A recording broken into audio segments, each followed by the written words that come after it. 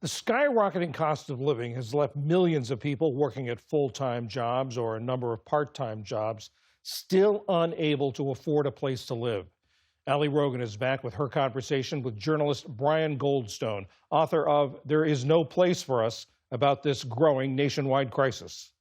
Thank you so much for joining us. In your work, you've come to know many people who may have more than one job, but have come into circumstances where they cannot afford to keep a roof over their heads. Certainly, each person has a unique story, but are there any common threads in their experiences that you've been able to identify?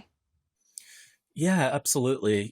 I do argue in my book that in cities across America today, in one city after another, a low wage job really is homelessness waiting to happen. And what they have in common is they all belong to the low wage workforce. And it's not just that their wages are too low to keep up with the skyrocketing cost of having a place to live. It's also that the jobs themselves have become increasingly volatile and precarious, where they often don't know how many hours they're going to be getting from one week to the next. Their employers give them 29 hours a week because at 30 they would be eligible for basic benefits like health insurance or sick leave. And yeah, the cost of housing, rents are just very, very quickly outpacing what their incomes are.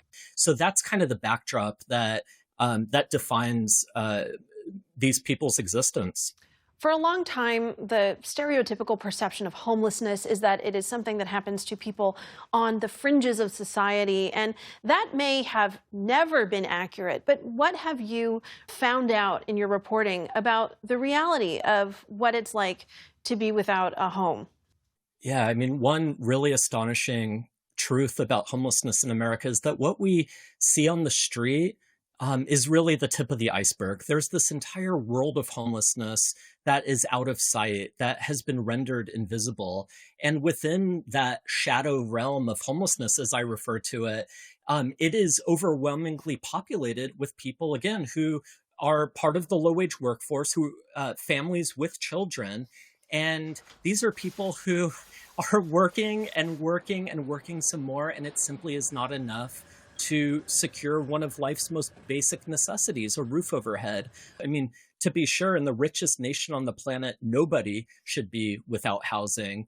But these pernicious myths and stereotypes that homelessness is just caused by addiction or it's just caused by mental illness, it really is not borne out by the reality on the ground. And indeed, often mental illness and addiction is a consequence of this form of insecurity, not its cause. Can you tell us a little bit about what the lives of the homeless workers are day in and day out? And also, do those lives get harder during the holidays? I think it's really easy for terms like the housing crisis or the homelessness crisis to become kind of abstract and to lose touch with just the acute human toll of this growing catastrophe in America. What homelessness looks like today isn't just the person sleeping outside the parking lot of a convenience store or a Walmart or a Target. It's often the very cashier or worker stocking the shelves in those stores. And they often have children at the end of their shifts. They don't know where they're going to be going. They have to tell their children, I don't know where we're staying tonight. Maybe they're sleeping in a car in that very parking lot. And, there's a term that public health experts use to refer to the kind of stress that children and parents are exposed to in these circumstances. And that term is toxic stress. This is stress that is so chronic, so debilitating, that it can fundamentally alter a child's long-term development. That is the human toll of this insecurity. And it is the consequence. It's the toll of what has happened when millions, not hundreds of thousands, but millions of families in this country have been flung into what a case manager in my book refers to as the housing Hunger Games. You've cited a number of deficiencies across all sorts of categories that are failing people. But what institutions here need to change? Is this a failure of government, of industry, all of the above? How do you see it? Yeah, I think it is all of the above.